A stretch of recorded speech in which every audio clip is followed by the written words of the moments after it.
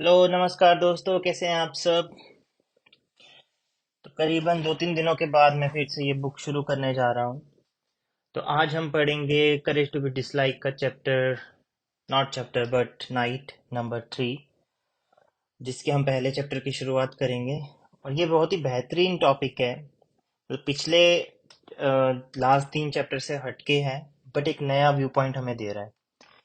तो जो third night का नाम है उस है डिस्कार्ड अदर पीपल्स टास्क। तो हम जानेंगे इससे मतलब क्या है ऑथर का, फिलोसफर का। उसके पहले थोड़ा सा पीछे कनेक्ट करते हैं।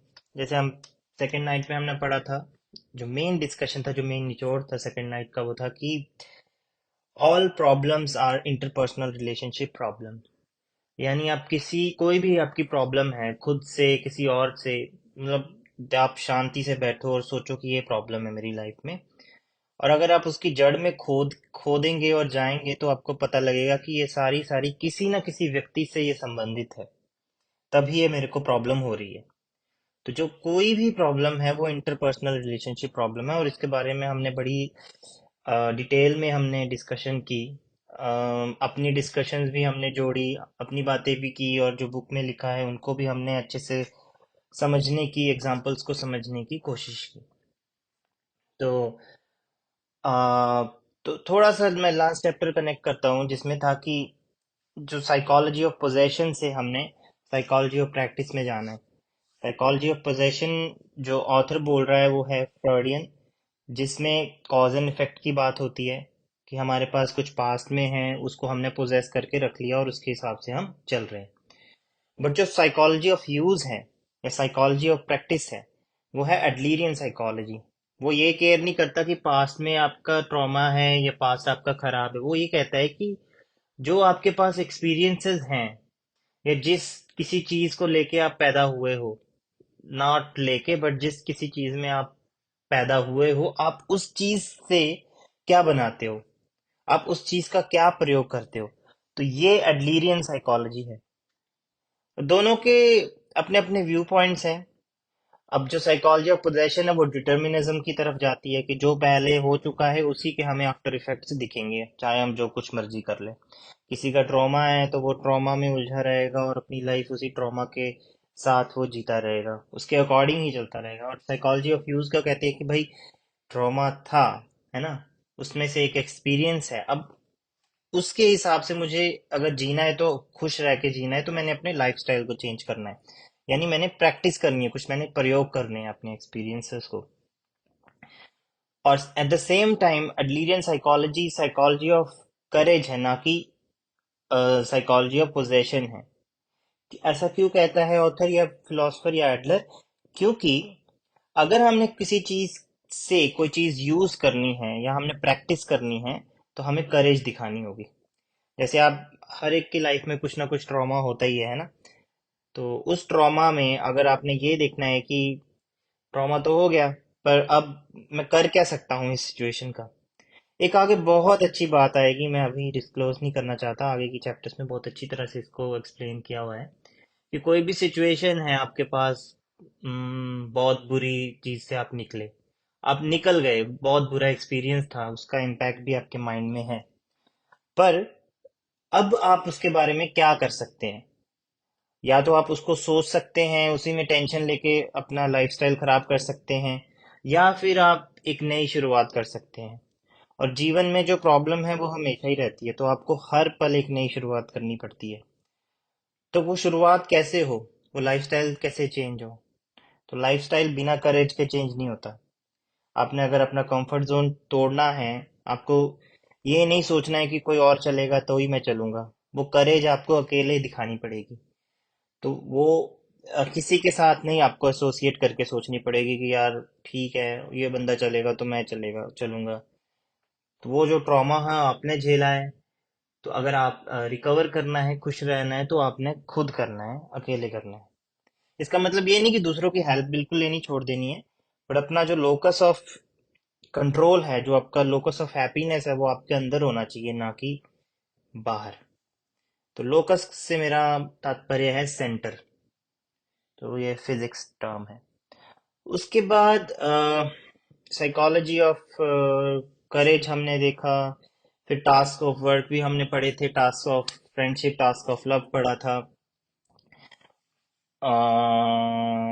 उसके बाद एक बहुत ही इम्पोर्टेंट टर्म यहाँ पे घूम फिर के आई थी कि जो यूथ था अभी भी कन्विंस नहीं हो पा रहा था। वो सोच रहा था कि जैसा फिलोसफर बोल रहा है ना, ऐसे तो एक मशीन सोचती है, मैं मशीन नहीं हूँ क्योंकि मेरे में इमोशंस हैं।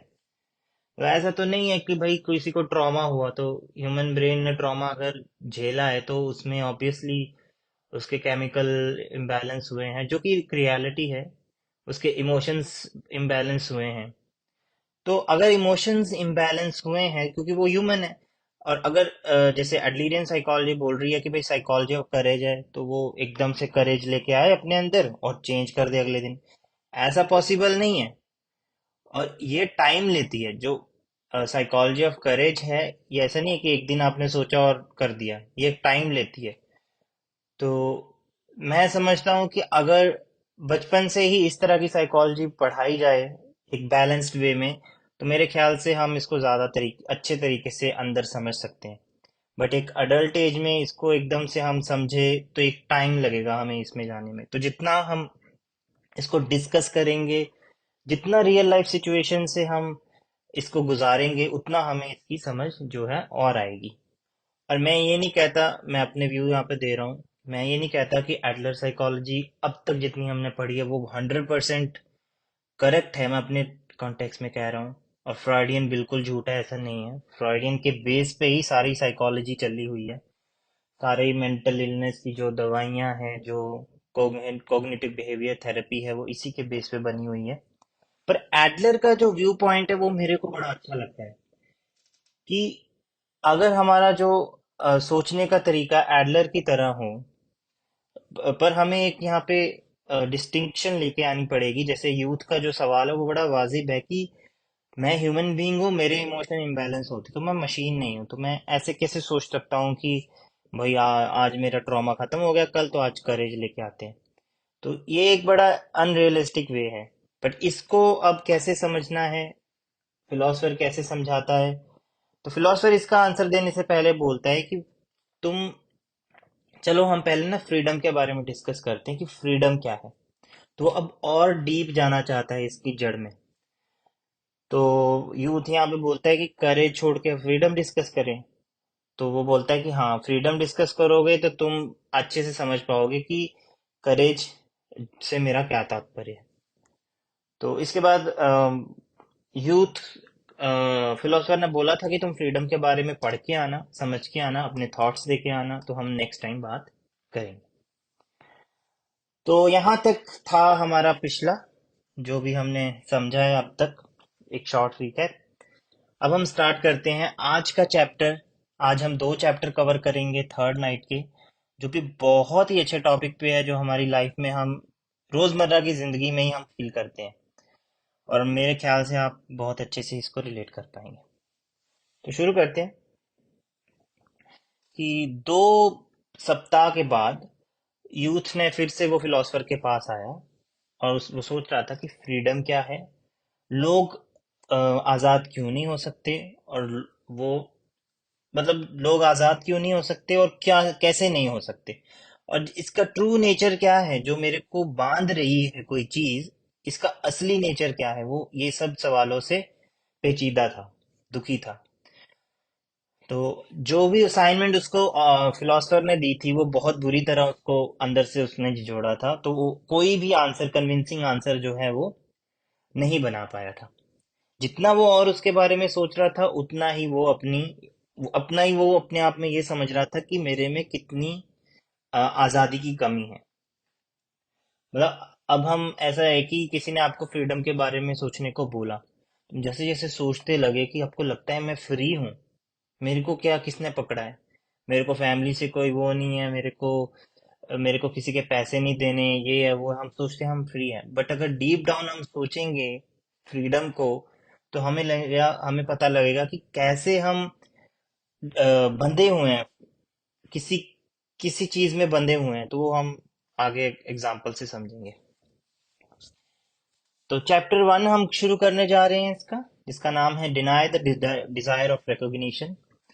ये बहुत ही अच्छा चैप्टर है। जब मैंने पढ़ा था पहली बार, तो मेरे को बहुत कुछ सीखने को मिला था। तो अनलाइक एवरीवन, मेरे को भी बड़ी डिजायर फॉर रिकॉग्निशन होती है। पहले ज्यादा थी, अब इतनी नहीं है, बट अब भी होती है। तो एक नेचुरल बिहेवियर है, नेचुरल ह्यूमन बिहेवियर है। तो चलो पढ़ते हैं। तो युवा यहाँ पे बोलता है कि चले आज हम फ्रीडम के बारे में डिस्कस करते हैं। तो फिलोसफर बोलता है कि क्या तुमने फ्रीडम के बारे में सोचा? तो यूथ बोलता है हाँ, मैंने इसको बारे में बहुत डीपली सोचा। तो फिलोसफर बोलता है कि क्या तुम किसी कंक्लूजन पे आए? तो यूथ बोलता है मेरे पास कोई मतलब आंसर इतना कोई, क्या बोल सकते हैं उसको, डीप आंसर तो नहीं है, पर मुझे लगा ये मेरा आइडिया नहीं है। मैं लाइब्रेरी में था तो मैंने एक नोवेल पढ़ा, दोस्तोयेव्स्की के द्वारा। उसमें लिखा था, मनी इज कॉइन्ड फ्रीडम। इसके बारे में तुम क्या सोचते हो? कि जो कॉइन फ्रीडम है ये एक रिफ्रेशिंग टर्म है, पर मैं इस लाइन से बड़ा प्रभावित हुआ। जब हम मनी की बात करते हैं तो उसको हम फ्रीडम से कैसे जोड़ सकते हैं? तो फिलोसफर बोलता है, ओके, अगर हम मनी की ट्रू सेंस में बात करें, अगर हम फ्रीडम को मनी से कनेक्ट करें, तो हम कह सकते हैं कि अगर हमारे पास खूब सारा पैसा है तो हम आज़ाद हैं। ये एक बड़ी डायरेक्ट ऑब्जर्वेशन है कि अगर हमारे पास मनी है तो फ्रीडम है। पर मैं इस हद तक नहीं कहूंगा कि फ्रीडम तभी है जब मनी है। तो ये बहुत डीप बात है कि मनी है तो फ्रीडम है।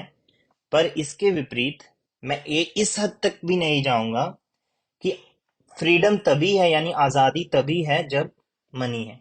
ये सही नहीं है। क्या तुम इससे एग्री करते हो? तो युवा बोलता है कि जो आप बोल रहे हैं वो सही है। तो जो अ, आजादी मनी के द्वारा मिलती है वो भी एक फैक्ट है। और मैं ये भी समझता हूँ कि जो आजादी मिलती है वो हम जो सोच रहे हैं उससे कहीं ज्यादा है। पर रियलिटी में हम हमारी जो आवश्यकताएं हैं जिंदगी की, ये काफी फाइनेंशियल ट्रांजैक्शन के जरिए जाती है। तो अगर किसी के पास बहुत सारा पैसा हो तो क्या वो आजाद है? तो क्या वो फ्री है? मैं इस पे विश्वास नहीं करता।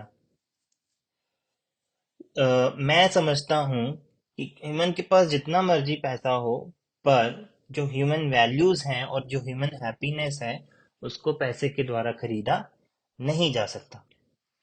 तो ये तो हम भी ऐसे बड़ी फिल्में फिल्में बनी है ना इस पे भी, तो हम भी अपनी अगर अंदर सोचें तो बड़ी वाजिब बात लगती है कि किसी के पास बहुत सारा पैसा है पर वो तन्हा है अंदर से। तो मूवीज वगैरह में ये तो बड़ा कंसेप्ट लेके ही चलते हैं। तो इंसान को जो चाहिए, एक ह्यूमन वैल्यू और ह्यूमन हैप्पीनेस, जो कि कई ज्यादा गुना बड़ी है मनी से। और जो फ्रीडम है, वो वो फ्रीडम उसको मनी से नहीं मिल सकती। तो फिलोसफर बोलता है कि चले मान लेते हैं अगर आपके पास फाइनेंशियल फ्रीडम है और आपके पास बहुत सारा पैसा है, फिर भी आपको जो है हैप्पीनेस नहीं मिली। पर उस समय में कौन सी ऐसी प्रॉब्लम्स होगी जो तुम्हारे लिए बची हैं? तुम्हारे पास दुनिया भर का पैसा है, तुम कुछ भी खरीद सकते हो, पर ऐसी कौन सी प्रॉब्लम है जो तुम्हें खुश नहीं रख रही? तो युवा बोलता है, ये भी इंटरपर्सनल रिलेशनशिप प्रॉब्लम होगी जो हम पहले से बात कर रहे हैं। मैंने इसके बारे में बहुत डीपली सोचा है। जैसे एग्जाम्पल के लिए, तुम्हारे पास बहुत सारा पैसा हो सकता है, पर कोई ऐसा नहीं हो सकता जो तुम्हें प्यार करे। कोई ऐसा कॉमरेड नहीं जो तुम्हें दोस्त कह सके। और शायद तुम ऐसे भी हो सकते हो कि कोई तुम्हें पसंद भी ना करता हो। तो ये कितनी बदकिस्मती की बात है। और एक और चीज जो मैं अपने दिमाग से नहीं निकाल पा रहा, वो है बॉन्ड्स। बॉन्ड्स मतलब वो पैसे वाले बॉन्ड्स नहीं, यहाँ पे बॉन्ड्स मतलब परस्पर रिलेशनशिप में जो हम बॉन्ड संबंध बनाते हैं। तो हर कोई उलझा हुआ है, एक दूसरे से जुड़ा हुआ है। और ये जो जुड़ाव है इसी को हम क्या बोलते हैं, संबंध। जैसे फॉर एग्जाम्पल, कभी कभी क्या होता है कि एक ऐसा पर्सन से आप अटैच्ड हो जिसके बारे में आप केयर भी नहीं करते हो, पर आपको आपको उस बॉन्ड में रहना पड़ता है। जैसे आपका ऑफुल बॉस है, उसके मूड स्विंग्स होते हैं, और जब उसके मूड स्विंग्स होते हैं वो आपको बुरा भला कह देता है, ठीक है। पर आपको उसके उसके उससे कोई लेना देना नहीं है, पर आप उससे अटैच्ड हो एक वे से, आप उससे बॉन्डेड हो। और अगर आप इमेजिन करें कि आप उस सिचुएशन से रिलीज कर पाते, मतलब इस तरह की गंदी इंटरपर्सनल रिलेशन से अगर आप रिलीज कर पाते तो चीजें कैसी होंगी, कितनी आसान होंगी। पर कोई भी ऐसी चीज नहीं कर पाता सच में। तो जहां भी हम जाते हैं हम हमेशा लोगों से सराउंडेड होते हैं, इसीलिए हमको सोशल इंडिविजुअल कहा जाता है। हमारा एक दूसरे से कोई ना कोई रिलेशन तो रहता ही है। कुछ भी हम कर ले, हम इस इंटरपर्सनल रिलेशनशिप की स्ट्रॉन्ग कनेक्शन से भाग नहीं सकते। तो मैं समझ सकता हूँ कि जो एडलर ने बोला था कि all problems are interpersonal relationship problem, इसकी वैल्यू मैं अब समझ सकता हूँ कि ये कितना डीप इनसाइट है। तो फिलोसफर यहाँ पे बोलता है कि ये बड़ा क्रूशल पॉइंट है। अ, अब इसको थोड़ा और डीपली समझते हैं कि क्या हो कि अगर हमारा इंटरपर्सनल रिलेशनशिप हमारी आज़ादी से हमें दूर कर रहा हो। इंग्लिश में इसको बहुत ज़्यादा समझ में आएगा कि what is it about our interpersonal relationship that is robbing us of our freedom. जब हमें फ्रीडम से लूट रहा हो तो नहीं आएगा, मतलब दूर भगा रहा हो, उस जो हमारी फ्रीडम हमसे छीन रहा हो, ये बेटर बेटर। तो कैसा हो अगर हमारी हमारा इंटरपर्सनल रिलेशनशिप हमारी फ्रीडम छीन रहा हो। तो युवा बोलता है कि पिछली बार आपने बोला था कि लोगों को एनिमीज की तरह मत देख के कॉमरेड्स की तरह देखो। और अगर किसी को आप कॉमरेड्स की तरह देखते हो तो आपका जो दुनिया को देखने का नजरिया है वो चेंज हो जाता है। और ये बिल्कुल सेंस कर रहा है, मेक सेंस बना रहा है मेरे माइंड में। तो जब मैं वापस गया था उस दिन तो मेरे में इसका बड़ा प्रभाव था, मैं इसको बहुत अच्छे से समझ पाया था। पर बाद में क्या हुआ, मैंने इसको और ज्यादा सोचा और मैंने पाया कि यहाँ पे कुछ ऐसे इंटरपर्सनल रिलेशनशिप्स के एस्पेक्ट्स हैं जिनको अच्छे से एक्सप्लेन, पूरी तरह से एक्सप्लेन नहीं किया जा सकता। मतलब पहले वो कन्विंस हो गया था, अब उसने थोड़ा और सोचा तो डाउट आया। तो यहाँ पे हमें एक बड़ा अच्छा सबक क्या हमें मिलता है कि जब भी हम किसी नए थॉट को ले रहे हैं, हम प्रोसेस कर रहे हैं उसके बारे में, तो ऐसा नहीं है कि हम उसको एक बार में समझ जाते हैं। हम उसको दूसरे दिन सोचते हैं तो हमें एक नया इंसाइट आता है कि ऐसा हो तो क्या हो। अब प्रॉब्लम क्या है, मेजॉरिटी लोग जो हैं इस इस पायदान पे ही रुक जाते हैं कि यार इतना दिमाग कौन लगाए। वो इतनी स्ट्रेस नहीं लेना चाहते कि भाई लाइफ सिंपल है, अगर मतलब मिल ही रहा है खाने पीने को तो क्यों इतना सोचना है। पर ये इनिशियल पर्टर्बेशंस है जो एट द एंड आपको बहुत ज्यादा हेल्प करेंगी, जब आपका जो आपको लगेगा कि अब जो दुनिया में देख रहा हूँ वो बड़ी क्लियर है। तो ये एक प्रोसेस है जिससे हमें निकलना पड़ता है। तो यूथ ने देखा कि और थोड़ा उसको केयरफुली सोचा तो उसको लगा कि यार इंटरपर्सनल रिलेशनशिप में अभी भी पूरी तरह से कन्विंस नहीं हो, तो कई बातें हैं जो ये बता नहीं सकता। तो फिलोसफर बोलता है कि किस तरह की। अ, युवा बोलता है कि सबसे ऑब्वियस है पेरेंट्स की एग्जिस्टेंस। हम अपने पेरेंट्स को कभी भी एनिमीज की तरह नहीं देख सकते। मेरे चाइल्डहुड में स्पेशली वो मेरे ग्रेटेस्ट गार्डियंस थे, जिन्होंने मुझे अ, पला, क्या बोल सकते हैं उसको, पाला पाला और मेरे को प्रोटेक्ट किया। और इस रिगार्ड में मैं उनका बहुत आभारी हूँ। पर एट द सेम टाइम वो बहुत ही स्ट्रिक्ट थे। जैसे मैंने आपको पहले भी बताया था कि वो हमेशा मेरे एल्डर ओल्डर ब्रदर से, बड़े भाई से मेरे को कंपेयर करते रहते थे और मेरे को रिकॉग्नाइज नहीं करते थे। और मेरी लाइफ पे वो हमेशा कुछ ना कुछ कमेंट करते थे कि तुम्हें ये पढ़ना चाहिए, तुम्हें ज़्यादा पढ़ना चाहिए, तुम्हें दोस्त नहीं बनाने चाहिए, तुम्हें यूनिवर्सिटी तो एटलीस्ट जाना चाहिए, और इस तरह की तुम्हें जॉब जो है करनी चाहिए। और ये सारी बातें बातें बातों ने मेरे पे बहुत प्रेशर दिया। मतलब उनकी काफ़ी सारी डिमांड्स थी, और ये डिमांड्स मेरे को बहुत ज़्यादा प्रेशराइज करती थी। और ये एक तरह का मेरा उनके साथ बॉन्ड था। तो फिलोसफर ने बोला कि फिर तुमने आखिर में किया क्या? तो यूथ बोला, "अ, मुझे लगता था कि जब तक मैंने यूनिवर्सिटी स्टार्ट नहीं की कि मैं कभी भी अपने पेरेंट्स को इग्नोर नहीं कर पाऊंगा, कि वो क्या कुछ सोच रहे हैं मेरे बारे में मैं इग्नोर नहीं कर पाऊंगा। मैं बहुत एंजियस था, चिंतित था, नाखुश था। तो पर फैक्ट ये था कि मैं कुछ भी सोचता था वो हमेशा जो मेरे पेरेंट्स सोचते थे उससे ओवरलैप करता था। हम दोनों की जो थिंकिंग है वो ओवरलैप करती थी, क्योंकि मैं पला बड़ा ही उस हिसाब से हुआ था। पर मैंने जो अपनी प्लेस ऑफ वर्क है खुद चूज की। मैंने कहाँ काम करना है ये मैंने खुद चूज किया। तो दार्शनिक बोलते हैं कि तुमने अब बात की ही है, तुमने कभी बताया नहीं मुझे कि तुम करते क्या हो। तो युवा बोलता है कि मैं एक यूनिवर्सिटी लाइब्रेरी में लाइब्रेरियन हूँ। मेरे पेरेंट्स चाहते थे कि मैं अपने पापा का प्रिंटिंग प्लांट संभालूं जैसे मेरे भाई ने किया है। पर हाँ, जब से मैंने ये जॉब ज्वाइन की है लाइब्रेरियन वाली, तब से हमारा जो रिलेशनशिप है उसमें वो फीका हो गया है। अगर वो मेरे पेरेंट्स नहीं होते अगर वो मेरे पेरेंट्स नहीं होते और उसके बजाय वो उनकी जो प्रेजेंस है मेरी लाइफ में एक दुश्मन की तरह होती, तो मैं मुझे कोई फर्क ही नहीं पड़ा होता। कि वो तो मेरा दुश्मन है, मेरे को क्या फर्क पड़ता है मेरे बारे में क्या सोच रहा है या क्या नहीं सोच रहा है। पर जितना भी उन्होंने कोशिश की मेरे मामलों में इंटरफेयर करने की, मैं हमेशा उनको इग्नोर कर सका। पर एट द सेम टाइम मैं ये भी कहता हूँ कि जो मेरे पेरेंट्स हैं वो मेरे एनिमीज नहीं है।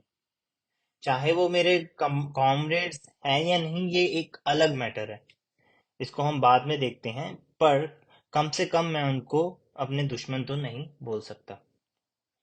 तो ये एक ऐसा रिलेशनशिप, इतना क्लोज रिलेशनशिप है जिसमें मैं उनकी इंटेंशन को इग्नोर नहीं कर सकता। सॉरी, मैं गलत बोल गया। ये एक ऐसा रिलेशनशिप है जो इतना क्लोज है जिसमें मैं उनकी इंटेंशंस को इग्नोर कर सकता हूँ। फॉर एग्जाम्पल, अगर आप अपने घर में बात करें तो आपके पेरेंट्स आपको 10 चीजें बोल दें, हाँ ये कर लो, ये कर लो, ये ठीक कर लो, ये ठीक कर लो, तो आप उनको इग्नोर कर सकते हो। इट्स ओके बोल रहे हैं, नोट कर दिया। नहीं भी करोगे तो वो तुम्हें घर से नहीं निकाल देंगे। तो दार्शनिक बोलता है कि जब तुमने यूनिवर्सिटी जाने का खुद सोचा, जो तुम्हारे पेरेंट्स ही चाहते थे, तो तुम में किस तरह के इमोशंस आए अपने पेरेंट्स के लिए? तो यहाँ पे बात हो रही है कि उसके पेरेंट्स उसको यूनिवर्सिटी भेजना चाहते थे, और वो कॉम्प्लिकेटेड इसलिए था कि क्योंकि वो उसे लग रहा था कि मेरे को हमेशा कुछ ना कुछ ये खुद ही कहते हैं, तो मेरी अपनी अपनी थिंकिंग या अपनी फ्री थिंकिंग क्या है? तो फिलोसफर पूछ रहा है, जब तुम यूनिवर्सिटी गए तो तुम्हें कैसा लगा, किस तरह का इमोशन था वो पेरेंट्स के रिगार्ड में? तो युद्ध बोलता है ये कॉम्प्लिकेटेड है। मेरे अंदर गुस्सा था, पर दूसरी तरफ मेरे अंदर एक सेंस ऑफ रिलीफ भी था। तो रिलीफ किस बात का था? कि अगर मैं उस यूनिवर्सिटी में जाऊंगा तो मेरे पेरेंट्स मेरे को रिकॉग्नाइज करेंगे। मतलब रिकॉग्नाइज करेंगे कि वो समझेंगे अपने माइंड में भी ये भी कुछ है, ये मेरे अकॉर्डिंग चल रहा है और ये भी कुछ है। तो फिलोसफर आगे बोलता है कि तुम उनको अपनी रिकॉग्निशन बता पाओगे? Question mark. तो युवा बोलता है कि छोड़ो, अब बात जो है घुमा फिरा कर क्वेश्चंस नहीं बनाते हैं। अब तुम समझ ही पा रहे हो कि मैं कहना क्या चाहता हूँ। इसको बोलते हैं डिजायर फॉर रिकॉग्निशन। कि रिकॉग्निशन पाने की, रिकॉग्निशन होता है मान सम्मान, कि मान सम्मान पाने की इच्छा।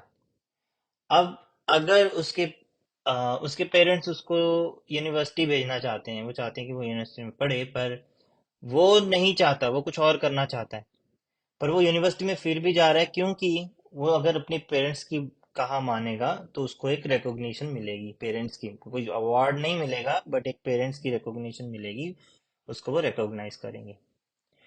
तो यूथ इसको डायरेक्टली नहीं बोलना चाहता था पहले, पर वो इस पॉइंट पे आ ही गया, क्योंकि फिलोसफर ने क्वेश्चन उसको कर दिया कि तुम चाहते हो कि वो तुम्हें रिकॉग्नाइज करे।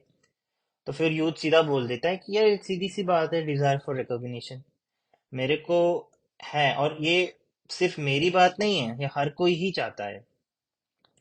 तो ये इंटरपर्सनल रिलेशनशिप प्रॉब्लम्स हैं नटशेल में। तो हम जो ह्यूमन बीइंग है, हम हमेशा एक कांस्टेंट नीड ऑफ रिकॉग्निशन में रहते हैं किसी और के द्वारा, क्योंकि हम समझते हैं कि वो जो दूसरा बंदा है वो हमारा दुश्मन नहीं है, और हम चाहते हैं कि वो हमें रिकॉग्नाइज करे। और इसी तरीके से मैं भी चाहता हूं कि मेरे पेरेंट्स मेरे को रिकॉग्नाइज करें। तो अ, यहाँ पे देखो, सोचो कि हम अगर अपने बारे में सोचें, कोई भी आप चीज, आप स्कूल में हो, आप टीचर हो, आप कोई भी काम कर रहे हो, है ना, ऑफिस में हो, आपके मन में हमेशा एक चीज रहती है कि अगर मैं ये करूंगा तो मेरा बॉस, मेरी एडवाइजर वगैरह वगैरह खुश हो जाएगी, हो जाएगा। तो हम एक कांस्टेंट नीड ऑफ रिकॉग्निशन में रहते हैं। या हम बाहर भी जा रहे हैं, मान लो मॉल में जा रहे हैं, तो एक एक बंदा जिसको हम जानते भी नहीं है, हम उसके सामने बड़ा चश्मा चुश्मा बाल बुल सवार के ऐसे खड़े हो जाते हैं, क्योंकि हमें एक डिजायर है अंदर रिकॉग्निशन की, कि वो बंदा चाहे मेरे को जानता नहीं, पर मेरे को देख के लगे कि यार ये, अपने मन में तो सोचेगा ये बंदा बढ़िया है, दिखने में बढ़िया है। तो ये एक इनबिल्ट हमें एक डिजायर है, जो कि कई प्रॉब्लम्स को आगे लिंक करती है, जड़ है। और वो कैसे हम समझते हैं, तो फिलोसफर बोलता है आगे कि चलें, एडलरियन साइकोलॉजी में ये एक मेजर प्रेमिसेस है, कि एडलर साइकोलॉजी बोलती है कि तुम्हें जो जरूरत है किसी से रिकॉग्निशन पाने की, उसको डिनाय करना पड़ेगा। तुम्हें ये अपनी जो इच्छा है इसको हटाना पड़ेगा। तो यूथ बोलता है, सच में ऐसा बोल रहा है एडलरियन साइकोलॉजी? तो दार्शनिक बोलता है कि हमें किसी के द्वारा रिकॉग्नाइज होने की कोई जरूरत नहीं है। एक्चुअली किसी को भी रिकॉग्निशन सीख नहीं करनी चाहिए। और इसको मैं और ज्यादा बता नहीं सकता बोल के, मतलब और वे में नहीं बदल, मतलब ये सिंपलेस्ट मैं तुम्हें बता रहा हूँ। तो युवा बोलता है कि नो वे, कि क्या डिजायर ऑफ रिकॉग्निशन एक यूनिवर्सल डिजायर नहीं है जो सारे ह्यूमन बीइंग्स को मोटिवेट करती है? तो बड़ा वाजिब सवाल है जो मेरे भी जहन में आता है कि भाई, अगर हमें हमारी दुनिया से डिजायर ऑफ रिकॉग्निशन खत्म ही हो जाए, अगर हम में ये मोटिवेशन ही ना हो कि हमने अच्छा करके दिखाना है, तो हम तो फिर कर ही नहीं पाएंगे कुछ। तो ये तो एक बाय डिफॉल्ट यूनिवर्सल डिजायर है हम में। बड़ा अच्छा क्वेश्चन है यूथ का ये। तो इसको आंसर, इसको और चर्चा करते हैं नेक्स्ट चैप्टर में, जिसका नाम है do not live to satisfy the expectation of others. यानी अपनी जिंदगी बस इसी में मत बिता दो कि तुमने दूसरे की एक्सपेक्टेशन को सेटिस्फाई करना है। तो फिलोसफर यहाँ स्टार्ट करता है कि किसी के द्वारा रिकॉग्नाइज करना ये सच में एक बड़ी अच्छी चीज है जिसमें हम खुश होते हैं, पर ये बिल्कुल गलत होगा अगर रिकॉग्नाइज होना ही हमारी एक लौती आवश्यकता हो जाती है, कि अगर कोई मेरे को रिकॉग्नाइज करे ही ना तो मैं कुछ और कर ही ना पाऊंगा। तो अब हम ये सोचते हैं कि कोई रिकॉग्निशन चाहता ही क्यों है पहली प्लेस पे।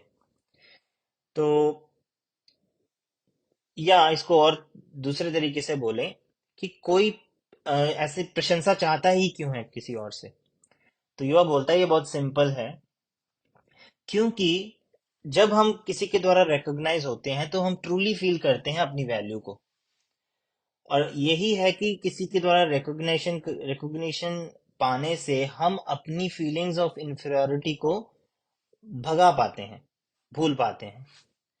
और हम सीखते हैं कि अपने आप में कॉन्फिडेंस जो है कैसे लेके आना है। तो ये एक इशू वैल्यू का है, अपनी वैल्यू अपने आप में। तो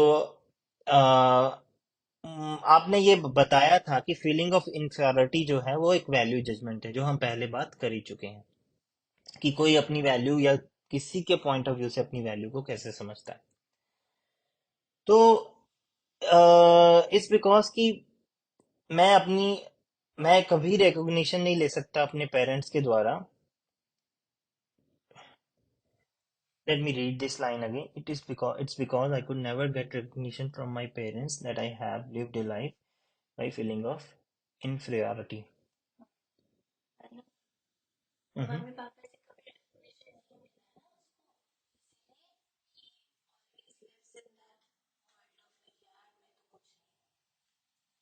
हाँ, बिल्कुल सही। Thank you. तो उसको अपनी मम्मी पापा से कभी भी रिकॉग्निशन नहीं मिला, यानी वो हमेशा एक फीलिंग ऑफ इंफीरियरिटी में रहा। तो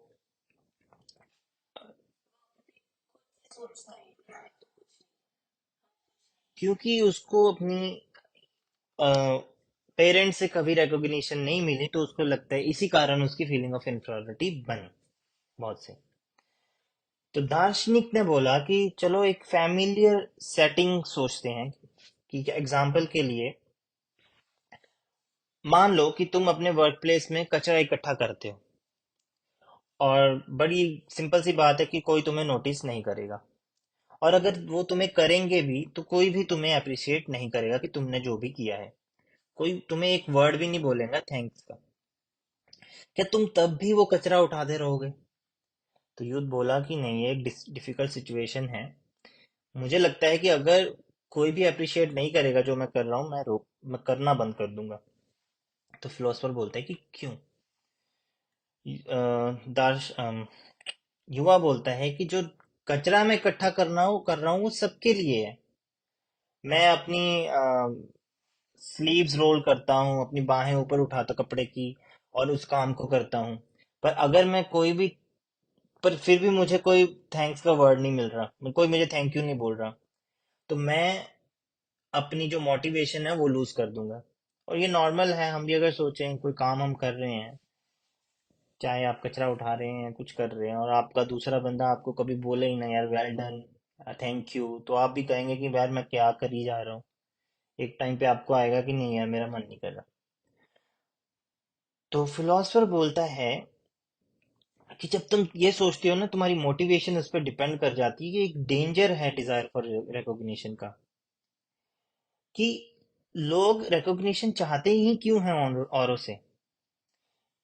कई केसों में it is due to the influence of reward and punishment education. वो इसके जो इसके जो क्या बोल सकते हैं इसको, नहीं, मैं और कुछ कहना चाहिए कि कई केसों में, चलो मैं किसी और तरीके से बोलता हूँ, कि हमारी जो एजुकेशन में रिवार्ड और पनिशमेंट टाइप हमें एजुकेशन दी जाती है। जैसे बचपन में आप देखें, कुछ काम किया होमवर्क में रिवॉर्ड दे दिया, जिसने नहीं किया उसको पनिशमेंट दे दी। तो इस तरह से हमें ट्रेन किया जाता है। तो कहीं पे आपने कोई काम किया, आपको रिकॉग्निशन मिल गई, कहीं पे आपको काम नहीं मिला तो रिकॉग्निशन हट गई।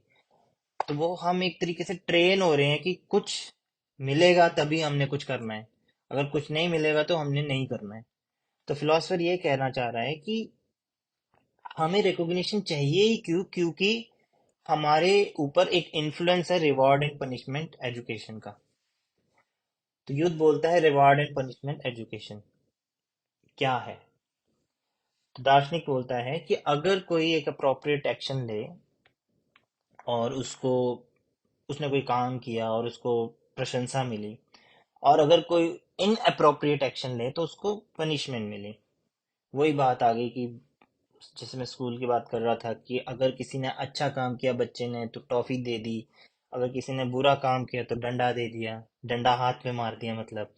तो Adler's Adler was very critical of education by reward and punishment. तो एडलर जो था इस तरह की एजुकेशन का बहुत बड़ा क्रिटिक्स था जो रिवॉर्ड और पनिशमेंट के बेस पे चलती है। तो ये अ, अ, तो ये इस तरह की लाइफ को मिस्टेकनली लेती है जिसमें अगर कोई आपको प्रेज ना करे तो आप अप्रोप्रिएट एक्शन नहीं लोगे, और अगर आपको कोई पनिश ना करे तो आप इन अप्रोप्रिएट एक्शंस में एंगेज कर जाओगे। यानी आपको किसी ने प्रेज किया, अगर आपको किसी ने प्रेज नहीं किया तो आप सही काम नहीं करोगे, और अगर आपको कोई दंड नहीं देगा, बुरा नहीं कहेगा, आपको रोकेगा नहीं, आपको सजा नहीं देगा, तो आप किसी और बुरे काम में लग जाओगे। तो जब तुमने कचरा उठाना शुरू किया, तुम्हारे मन में एक गोल पहले ही बन चुका था, वो था किसी के द्वारा प्रशंसित होना, किसी के द्वारा प्रशंसा किया जाना।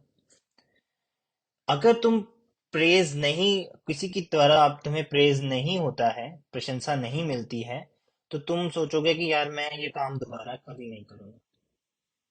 तो यहाँ पे कुछ ना कुछ तो गड़बड़ है इस सिचुएशन में। तो यूथ बोलता है कि तुम ना चीजें बड़ी आसान कर रहे हो। ये हम एजुकेशन के बारे में आर्गुमेंट नहीं कर रहे हैं। जो रिकॉग्निशन है लोगों के द्वारा, ये बड़ी नॉर्मल डिजायर है। तो यूथ अभी भी उस चीज को समझ नहीं पा रहा। दार्शनिक बोलता है तुम बुरी तरीके से मिस्टेकन हो, यानी गलत हो। तो हम लोगों की एक्सपेक्टेशंस पे सही उतरने में नहीं जिंदगी अपनी जीते। जैसे वो पहले भी बोल रहा था कि अगर कोई हमें सही बोलेगा तब भी हम अच्छा काम करेंगे, या कोई हमें रोकेगा तभी हम बुरा काम नहीं करेंगे, तो इसका मतलब है तुम किसी और की एक्सपेक्टेशन से चल रहे हो अपनी लाइफ में। यूथ को ये बात समझ नहीं आती, तो वो दोबारा पूछता है तुम्हारा मतलब क्या है। तो फिलोसफर बोलता है कि तुम किसी और की एक्सपेक्टेशन पे सही उतरने के लिए नहीं जी रहे हो जिंदगी, ना ही मैं जी रहा हूँ। और ये जरूरी नहीं है कि तुमने लोगों की एक्सपेक्टेशन को सेटिस्फाई करना ही करना है। तो यूथ बोलता है ये एक सेल्फ सर्विंग आर्गुमेंट है। क्या तुम ये कह रहे हो कि हमें अपने तरीके से ही जीना चाहिए और अपने बारे में सोचना चाहिए? तो घूम फिर के यही बात आ रही है कि अगर आप लोगों की एक्सपेक्टेशन के हिसाब नहीं चल रहे, तो यूथ को ये लग रहा है कि मैं फिर हम अपने अंदर ही अपने अंदर ही कंस्ट्रेंड है और हम अपने बारे में ही सोच रहे हैं। तो फिलोसफर आगे बोलता है कि ज्यूडिज्म की टीचिंग्स में, यहूदी धर्म की बात कर रहा है वो, एक बड़ी अच्छा व्यू है जिसमें लिखा है कि अगर तुम अपनी जिंदगी खुद नहीं जी रहे हो तो तुम्हारी जिंदगी तुम्हारे तुम्हारे लिए कौन जिएगा। और बड़ी इस तरह की लाइनें लिखी होती हैं। If you are not living your life for yourself, then who is going to live it for you. अगर तुम अपनी जिंदगी खुद नहीं जी रहे हो तो तुम्हारे लिए तुम्हारी जिंदगी कौन जिएगा। तो तुम ही हो जो जिसने अपनी जिंदगी जीनी है। और जब फिर वो उसी बात को दूसरे तरीके से कह रहा है, और अगर तुम अपनी जिंदगी खुद नहीं जी रहे हो तो कौन होगा जो तुम्हारी जिंदगी तुम्हारे लिए जिएगा। इसी बात को बार बार समझाने के लिए तीन चार बार रिपीट किया। तो अल्टीमेटली जब भी हम इस मसले पे बात कर रहे हैं कि जिंदगी जिंदगी जो हमने जीनी है वो तो अपने लिए जीनी है, तो घूम फिर के ये बात आ गई कि हम आई के बारे में सोचते हैं, यानी हम अपने बारे में सोचते हैं। तो ऐसा कोई रीजन नहीं है कि हम इस तरीके से अलग होके सोचें। यानी फिलोसफर का पॉइंट ऑफ व्यू ये है कि जब जिंदगी ही हमारी अपने पे बेस्ड है, हमने ही मरना है, हमने ही जीना है अपने आप में, हमने ही अपने आप को आगे लेके जाना है, तो इट्स ऑल अबाउट आई। तो ऐसा कोई रीजन नहीं है कि हमें इससे हट के सोचना चाहिए। अब यूथ को यहाँ पे लगा कि ये बंदा बड़ा इगोइस्टिक है, इसको लग रहा है कि मैं ही मैं हूँ, बाकी कुछ नहीं है, कि दुनिया मेरे अराउंड घूम रही है, मैं सेंटर हूँ। तो वो गलत ले गया, वो कहता है कि तुम में ना निहिलिज्म का पॉइजन झलक रहा है। निहिलिज्म हमने बात की थी, जिसमें कहते हैं कि लाइफ मीनिंगलेस है, उसको कोई नहीं चला रहा, वो अपने आप चल रही है, तो कुछ बुरा करना है वो कर दो, जिसका जो मन है वो कर दो, मतलब दुनिया सिर्फ आई के अराउंड घूम रही है। तो यहाँ पे युवा बोलता है ये कितना बेकार वे है सोचने का, वो उसको क्रिटिसाइज करता है फिलोसफर को। तो फिलोसफर बोलता है कि ये निहिलिज्म नहीं है, पर ये इसके ऑपोजिट है। तो बड़ी अच्छी बात यहाँ पे हमें फिलोसफर बताएगा कि जब कोई रिकॉग्निशन सीख करता है और वो सिर्फ इसी बात पे सोचता है कि और बंदे उसको कैसे जज कर रहे हैं, तो अंत में वो लोगों के अकॉर्डिंग जीना शुरू कर देता है। यानी निहिलिज्म में जो यूथ बोल रहा है कि तो तुम आई के हिसाब से सोच रहे हो, तुम निहिलिस्टिक हो रहे हो, तो वो फिलोसफर बोलता है कि निहिलिस्टिक नहीं है, ये ऑपोजिट है। जब तुमने सोचा कि भाई मेरे को रिकॉग्निशन चाहिए औरों से, और तुम उसी के अराउंड घूमते जा रहे हो, लोगों के द्वारा जज होते जा रहे हो, तो अंत में तुम लोगों के हिसाब से ही चलने लग पड़ोगे। और ऐसे हम हम अगर सोचे अपनी लाइफ में, तो हम ये सब बहुत बार करते हैं। आज ही अपनी लाइफ उठाओ, उसमें देखो, आपको लगेगा कि यार ये काम मैंने किया तो मुझे क्यों किया मैंने, क्योंकि मैं चाहता था कि ये बंदा मेरे को रिकॉग्नाइज करे, चाहे पॉजिटिव वे में चाहे नेगेटिव वे में, वो एक अलग बात है। और उस रिकॉग्निशन में हम हमेशा भागते रहते हैं, और हम अपने इंपॉर्टेंट काम जो हैं, जो अपनी सेल्फ बिल्डिंग के लिए हमने करने चाहिए होते हैं, वो हम छोड़ देते हैं। और ये एक बहुत बड़ा लेसन है जो लोग ये करते हैं, तो इस ये लेसन उनके लिए बड़ा रेलेवेंट है। नॉट लेसन, ये चैप्टर उनके लिए बड़ा रेलेवेंट है जो इस तरह की चीजें करते हैं। और हर एक बंदे ने किसी ना किसी पॉइंट ऑफ टाइम में ये काम किया होता है। तो कोई ज्यादा करता है, कोई कम करता है। ऐसा कोई बंदा नहीं है दुनिया में जो बिल्कुल ये चीज नहीं करता है। तो तो आपने सोचना है कि आप ये अपनी लाइफ में कब कर रहे हैं, और इसको हम कैसे हटा सकते हैं, कैसे कम कर सकते हैं। हटाना तो शायद पॉसिबल नहीं है। तो फॉर एग्जांपल के लिए मैं एक एग्जांपल देता हूँ। फॉर एग्जांपल के लिए एग्जांपल, दैट्स फनी, बट कि मेरा एक दोस्त है, मतलब बड़ा है मेरे से, कह लो एक असिस्टेंट प्रोफेसर है किसी यूनिवर्सिटी में। और वो मेरे से एक काम चाहता है। मैं ऑलरेडी एक काम में बिजी हूँ, मैं बहुत उसमें डेडिकेटेड हूँ, और मेरे पास 1-2 मिनट का भी टाइम नहीं है।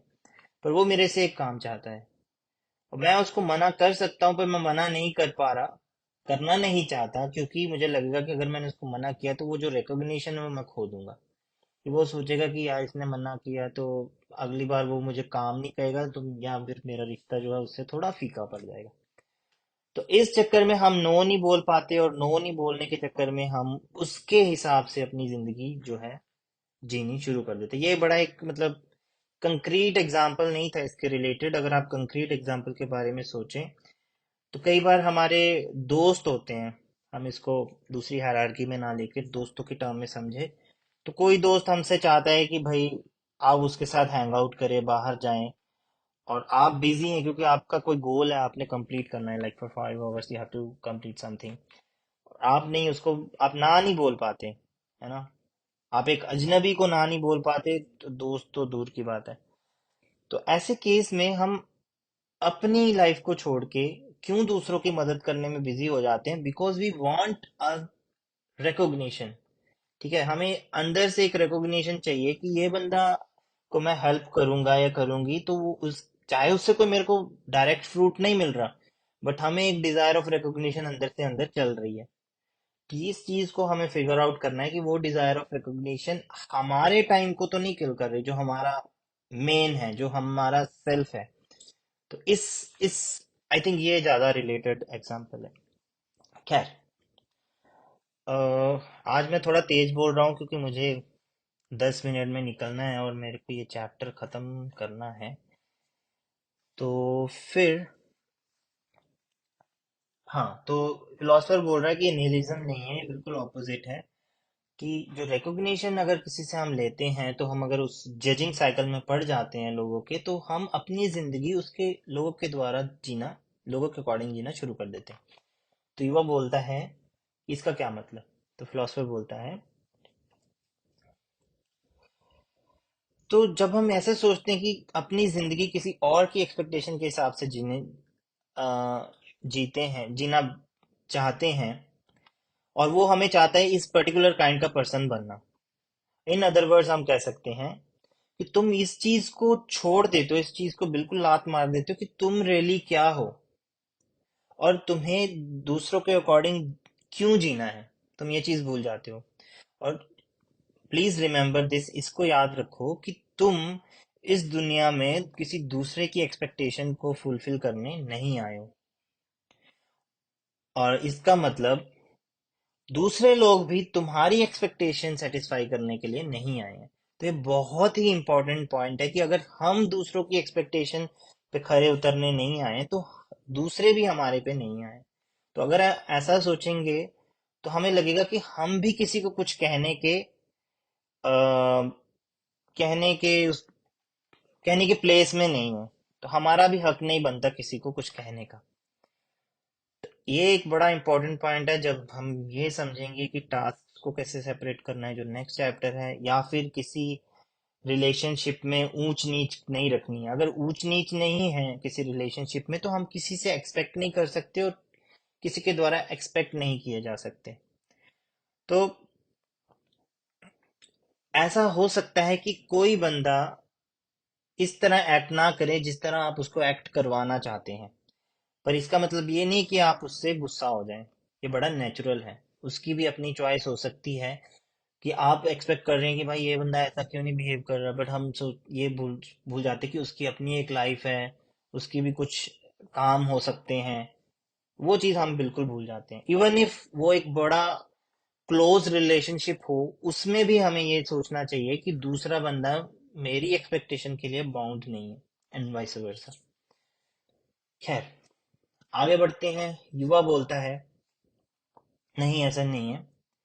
ये एक ऐसा आर्गुमेंट है जो सोसाइटी की जो फाउंडेशन है उसको ओवरटर्म करती है। देखो, हम सब में एक डिजायर ऑफ रिकॉग्निशन है, बट रिकॉग्निशन रिसीव करने के लिए पहले हमें दूसरे को रिकॉग्नाइज करना होगा। It is because one recognize other people and other system value, that one is recognized by other। यानी अगर दूसरा बंदा आपको रिकॉग्नाइज करेगा तो ही आप किसी के द्वारा रिकॉग्नाइज किए जाओगे एक सिस्टम में, जो एक वैल्यू सिस्टम है।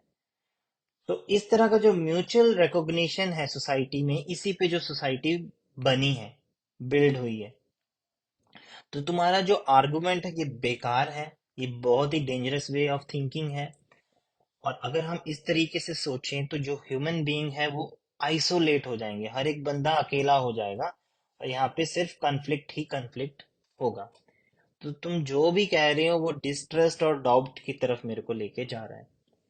तो यूथ जो है अभी भी कन्विंस नहीं हुआ, उसको लगता है कि जो डिजायर ऑफ रिकॉग्निशन है वो फाउंडेशन है सोसाइटी की। कोई हमसे डिजायर करता है, हम किसी से डिजायर करते हैं, तो एक म्यूचुअल रिकॉग्निशन से जो सोसाइटी बनी हुई है। तो ये मेरे को भी समझ आ रहा है कि यूथ जो है कहना क्या चाहता है। बट फिलोसफर बोलता है कि वो हंसता है, और वो कहता है कि तुम्हारे पास इंटरेस्टिंग वोकैबुलरी है। तो यहाँ पे इंग्लिश में तीन चार वर्ड्स ऐसे इसने यहाँ पे यूज किए जो मैंने बोले नहीं, बड़े मतलब ऐसे सिचुएशन को बताने के लिए वर्ड्स यूज किए हुए हैं। तो पर since मैं हिंदी में पढ़ रहा हूँ तो वो चीज़ मैं नहीं डिस्कस कर रहा। तो फिलोसफर बोलता है इंटरेस्टिंग वोकैबुलरी है तुम्हारी, चलो उसको छोड़ते हैं, आगे बढ़ते हैं। कि तुम्हें अपनी आवाज जो है वो ऊंची करने की जरूरत नहीं है। चलो हम दोनों इसको इकट्ठे सोचते हैं कि अगर किसी ने रिकॉग्निशन लेनी है तो उसको सफर करना पड़ेगा। कैसे? अगर किसी को रिकॉग्निशन नहीं मिली किसी से, या कह लो किसी पेरेंट से नहीं मिली, तो उसमें कॉन्फिडेंस नहीं आएगा। पर ऐसी लाइफ क्या हेल्दी है कि कॉन्फिडेंस सिर्फ रिकॉग्निशन पे ही डिपेंड होना चाहिए? फॉर एग्जाम्पल, आप सोच सकते हो कि अगर भगवान देख रहा है इसीलिए हमने अच्छे काम करने हैं। पर अगर निहिलिस्टिक व्यू हम लेके चलें कि गॉड नहीं है, तो इसका मतलब ये है कि सारे बुरे काम परमिटेड हैं। तो ये कंडीशनल हो गया कि कोई अगर आपके पास एक फोर्स है ऊपर से जो आपको वॉच कर रही है, तभी आपने अच्छे काम करने हैं, अगर वो नहीं है तो आपने बुरे काम करने हैं। तो ये two sides of same coin है। और अगर हम ये भी सोचे कि भगवान एग्जिस्ट नहीं करता, तो हम भगवान से रिकॉग्निशन नहीं पा सकते। ऑब्वियसली हम भगवान से रिकॉग्निशन नहीं पा सकते क्योंकि भगवान एग्जिस्ट नहीं करता, पर फिर भी हमें ये लाइफ तो जीनी ही पड़ेगी। तो हमें गॉडलेस वर्ड की बात करें तो हमें बड़े जो रिकॉग्निशन है किसी और बंदे से, उस आवश्यकता को हमें डिनाई करना पड़ेगा। अब युवा बोलता है, चलो ये गॉड वगैरह की बातें छोड़ो, स्ट्रेट फॉरवर्डली सोचते हैं, रियलिटी में सोचते हैं जो हर एक की रोजमर्रा की जिंदगी में हो रहा है। जैसे अगर हम बात करें कि सोशली हम सब में एक डिजायर ऑफ रिकॉग्निशन है। फॉर एग्जांपल कि कोई बंदा कॉर्पोरेट लैडर में ऊपर ऊपर जाना चाहता है, कि मैनेजर बना, आप डीएम, जो भी मतलब ऊपर ऊपर होता है, मेरे को पता नहीं क्या टर्म्स होती हैं, मतलब मैनेजर बनाया, फिर उससे ऊपर बना, फिर सीईओ जाना चाहता है। तो क्यों वो बंदा एक स्टेटस और फेम चाहता है? तो जो रिकॉग्नाइज होना है सोसाइटी के द्वारा, ये एक इनहेरेंट प्रॉपर्टी है, इनहेरेंट कैरेक्टरिस्टिक है लाइफ में, that is desire for recognition. तो फिलोसफर यहाँ पे बोलता है कि अगर तुम्हें वो रिकॉग्निशन मिलती है, कि तुम्हें सच में खुशी भी मिल गई है, तो क्या लोगों ने अपना जो सोशल स्टेटस बनाया है वो सच में खुश हैं? तो यूथ बोलता है नहीं, पर यहाँ पे फिलोसफर उसकी बात काटता है कि जब तुम दूसरों के द्वारा रिकॉग्नाइज होना की कोशिश करते हो, और तुम जो भी कुछ कर रहे हो वो लोगों की एक्सपेक्टेशन पे खरा उतरने की कोशिश कर रहे हो,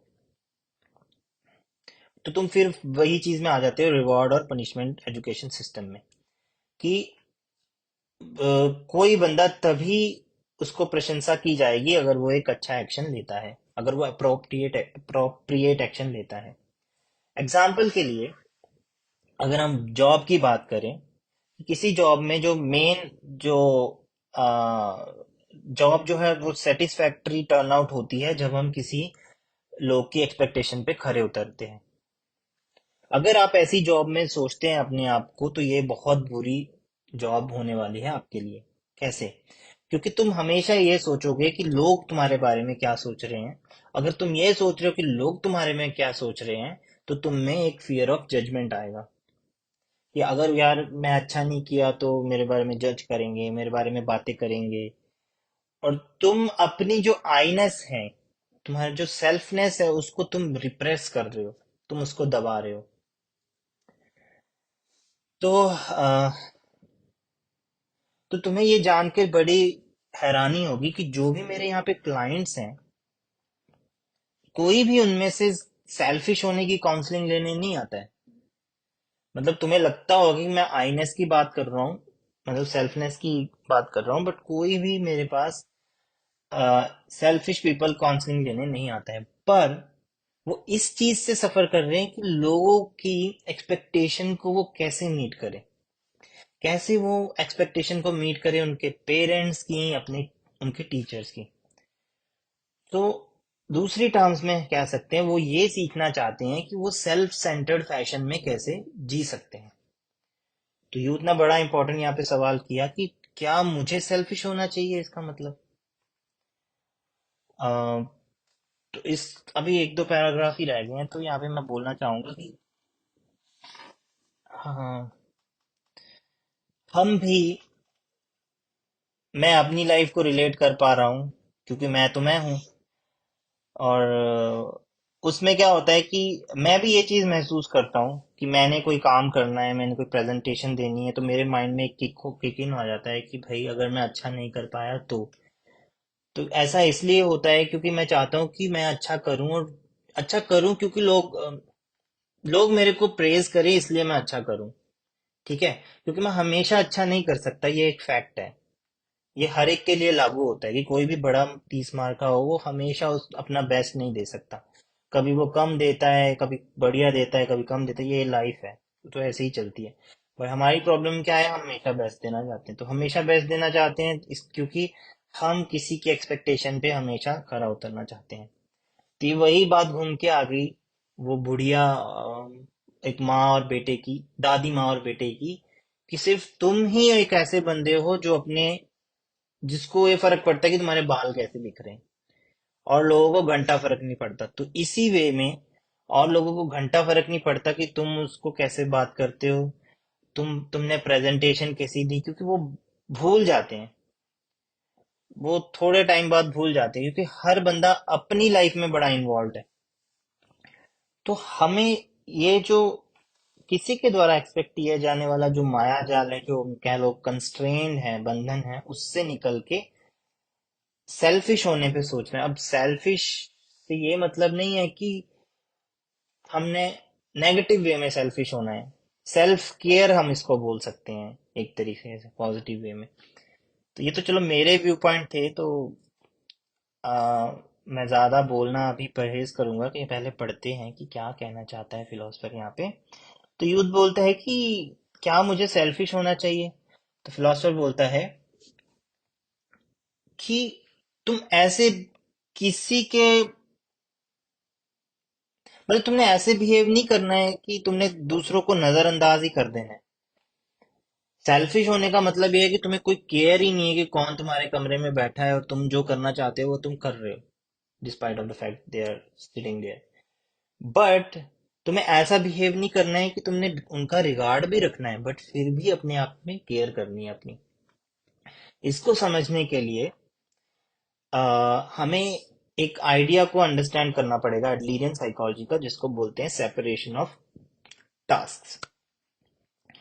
तो युवा बोलता है कि सेपरेशन ऑफ टास्क ये एक नई टर्म है, चलो इसके बारे में सुनते हैं। तो यहाँ पे जो चैप्टर है खत्म हो जाता है। तो यहाँ से थोड़ा सा एक फुटनोट है कि यूथ की जो इरिटेशन है वो अब चरम सीमा पे है, वो डिस्टर्ब हो गया है।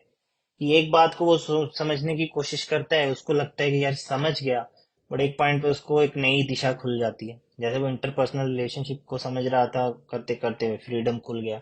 अब फ्रीडम को डिस्कस करते करते अब सेपरेशन ऑफ टास्क खुल गया, तो बड़ा पेचीदा हो रहा है।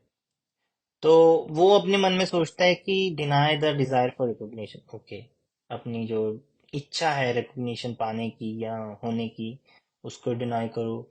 लोगों को सेटिस्फाई करने के लिए मत जियो, अपनी लाइफ को मोर सेल्फ सेंटर वे में जियो। ये सब फिलोसफर क्या कह रहा है? क्या डिजायर फॉर रिकॉग्निशन अपने आप में एक ग्रेट मोटिवेटर नहीं है, जिसके हिसाब से जो सोसाइटी वो चल रही है? तो युवा ने सोचा कि सेपरेशन ऑफ अगर सेपरेशन ऑफ टास्क मेरे को जीत नहीं पाया, मतलब इन अदर वर्ड्स, कि अगर मैं सेपरेशन ऑफ टास्क से सहमत नहीं हो पाया, तो मैं कभी भी इस बंदे को एक्सेप्ट नहीं कर पाऊंगा। एक्सेप्ट मीन्स, किसको एक्सेप्ट मीन्स? वो फिलोसफर को एक्सेप्ट नहीं कर पाएगा, या फिर वो in nutshell in other way कि वो एडलर को एक्सेप्ट नहीं कर पाएगा। तो वो बेसिकली डिस्टर्ब रहेगा। जो सेपरेशन ऑफ टास्क है, ये बहुत इंपॉर्टेंट टॉपिक है इस बुक में, जो हमें सिखाएगा कि आपने सेल्फ केयर भी कैसे करनी है, एट द सेम टाइम आपने दूसरों की केयर भी करनी है, बट सेल्फ केयर भी करनी है। तो आपको एक बैलेंस वे, एक जो हम कहते हैं ना इमेजिनरी लाइन, भूल जाते हैं कि कब हमने लोगों की एक्सपेक्टेशन पे खरा उतरना बंद करना है, वो एक जो थिन लाइन है, कब अपने आप को एक सेल्फ सेंटर्ड या सेल्फ केयर वे से देखना है, उसको समझना है। तो इसके बारे में हम आगे पढ़ेंगे। चैप्टर का नाम है हाउ टू सेपरेट टास्क। तो आज की वीडियो 1 घंटे की तकरीबन बन गई है। तो आप कोशिश करें इस ऑडियो को सुने।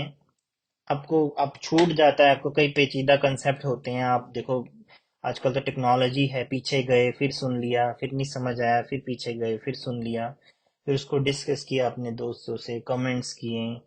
तो इन सब चीज़ों के माध्यम से हम इन चीज़ों को बहुत ही डीपली अंडरस्टैंड कर सकते हैं। तो चलिए अब मिलते हैं थर्ड नाइट का, चैप्टर नंबर 3 को डिस्कस करेंगे हम नेक्स्ट वीडियो में। तब तक के लिए टेक केयर, बाय बाय।